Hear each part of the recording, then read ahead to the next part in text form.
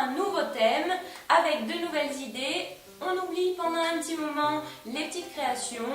Là, ça va être un tuto destiné aux futures mamans dans lequel on va échanger sur ce qu'il est bon de savoir ou de faire avant d'essayer de faire un petit bébé. Donc c'est super, vous êtes prêts avec votre conjoint à accueillir ce nouveau bébé. Donc il y aura plusieurs petites choses médicales à faire. Donc premièrement, allez voir votre médecin traitant ou le mieux c'est d'aller voir votre gynécologue.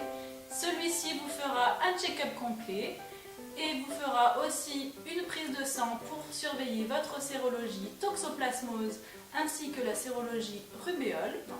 Il vérifiera par la suite toutes vos vaccinations afin de les faire si cela n'est pas le cas. Et bien sûr, il vous fera arrêter tout moyen de contraception. Donc si vous avez la pilule, il faudra finir votre plaquette. Si vous avez un stérilet, il faudra l'enlever au préalable pendant le moment des règles. Dernier petit point médical, donc allez voir votre dentiste afin de réaliser un check-up complet que vous pourrez réaliser jusqu'aux 3 mois de grossesse. Donc on a vu le côté médical, maintenant on va regarder notre quotidien, les choses qu'il faut un petit peu améliorer, c'est-à-dire il va falloir réduire un petit peu sa consommation d'alcool, réduire la consommation de tabac, essayer aussi de moins boire de thé, de café, de coca. Ce sont des choses en fait qui sont un petit peu, on va dire, néfastes pour les femmes qui souhaitent tomber enceintes. Et il est aussi préconisé, donc ça il faut toujours vous rapprocher de votre gynécologue ou de votre médecin, de prendre de l'acide folique, aussi appelé vitamine B9, qui est donc comme son nom l'indique une vitamine qui viendra vous accompagner pendant la période pendant laquelle vous essayez de tomber enceinte et les premiers mois de votre grossesse. Après toutes ces informations, on passe tout de suite à notre quiz. Donc première question, Dean. Est-ce qu'il est nécessaire de faire l'amour pendant nos règles pour tomber enceinte? Alors, faire l'amour pendant les règles pour tomber enceinte, c'est pas tout à fait la bonne solution parce qu'en fait, pour vous expliquer un petit peu pourquoi on a nos règles chaque mois, c'est parce qu'en fait, notre ovule est arrivé à la fin de son cycle et en fait, les règles permettent d'éliminer cet ovule qui n'a pas été fécondé par un spermatozoïde. Donc, non, ça ne sert à rien de faire l'amour pendant ces règles pour tomber enceinte. On passe maintenant à la deuxième question qui est, Mali, est-ce qu'il est judicieux de faire l'amour n'importe quand pendant son cycle pour tomber enceinte et surtout, qu'est-ce qu'un cycle? Donc non, on ne peut pas tomber enceinte n'importe quand dans le cycle, sachant qu'il y a des cycles irréguliers et des cycles réguliers. Donc concrètement, comment se passe un cycle régulier? Donc il débute forcément par des règles plus ou moins longues. Il se poursuit par une phase préovulatoire. On continue avec l'ovulation bien sûr et se termine par une phase post-ovulatoire qui, si l'ovule n'a pas été fécondé, se terminera par un nouveau cycle avec de nouvelles règles. Si celui-ci est fécondé, donc vous serez probablement enceinte.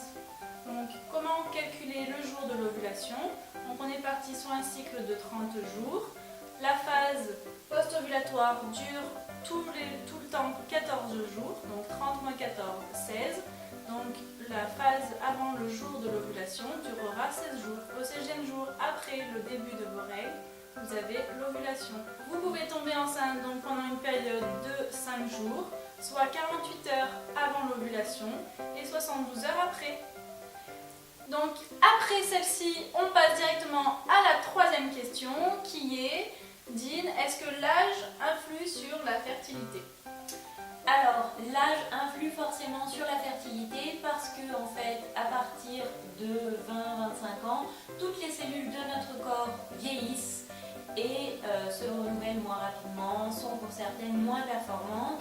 Donc c'est pour ça que forcément l'âge influe sur la fertilité. Après c'est pareil, il n'y a pas de généralité à faire, chaque personne est différente. Donc aussi bien ça va vite marcher pour une personne qui aura 40 ans et ça peut être plus compliqué pour quelqu'un qui en a 20-25. Donc voilà, mais dans l'idéal, les choses font que plus on est jeune, plus on est fertile. On arrive maintenant à la quatrième question qui est: est-il plus judicieux d'attendre un petit peu après l'arrêt de sa pilule pour essayer de tomber enceinte et surtout pourquoi. Effectivement, il est judicieux d'arrêter la pilule quelques mois avant de pouvoir concevoir, sachant que votre organisme doit éliminer toute substance médicamenteuse pour pouvoir accueillir dans des bonnes conditions le nouveau bébé. Et plus particulièrement, les résidus de pilule pourraient augmenter le risque de fausse couche.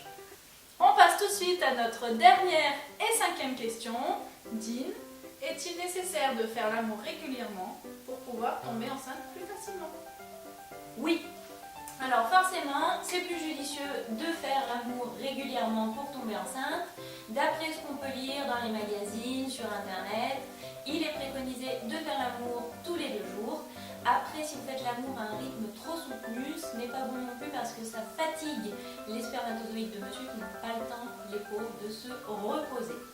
Donc du coup, l'idée en fait c'est vraiment d'avoir des conditions optimales. Donc le fait de faire l'amour régulièrement, ça va favoriser toutes ces conditions-là. D'accord? Donc pour vous expliquer un petit peu comment ça marche, on vous a dessiné, bon grossièrement excusez-nous, mais l'appareil génital féminin. Donc en fait ici on a notre vagin, l'utérus, les troncs qui partent de chaque côté et bien sûr nos 2 ovaires. Donc déjà ce qu'il faut savoir c'est que chaque mois un ovaire va travailler et va produire une ovule. Voilà. Donc là on dit que ce mois-ci c'est celui-ci qui a travaillé, il a envoyé la petite ovule. La petite ovule elle va devoir remonter jusqu'à un endroit précis de la trompe et c'est à cet endroit dans la trompe que le spermatozoïde va venir la féconder. Donc du coup c'est pour ça en fait que de faire l'amour régulièrement et surtout au bon moment pendant la période d'ovulation, c'est forcément plus judicieux. Le fait aussi de faire l'amour régulièrement, ça va aussi quand même stimuler les petits spermatozoïdes pour qu'ils soient plus efficaces une fois qu'ils seront lancés dans le vagin pour arriver jusqu'en haut de la trompe. Voilà, donc c'est juste pour ça, il faut faire l'amour tous les 2 jours, pas épuiser monsieur, mais quand même être bien présent. Prêt. Notre petit quiz touche à sa fin.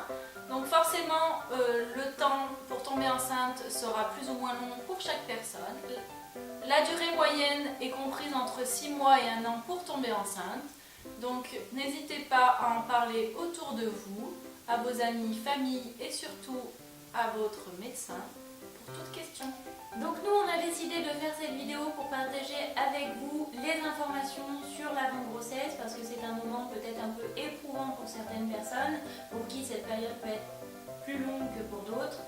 L'idée en fait c'est de vous dire qu'aujourd'hui il y a des tas de couples qui rencontrent des problèmes, d'autres qui heureusement pour eux, tant mieux pour eux, ne les rencontrent pas.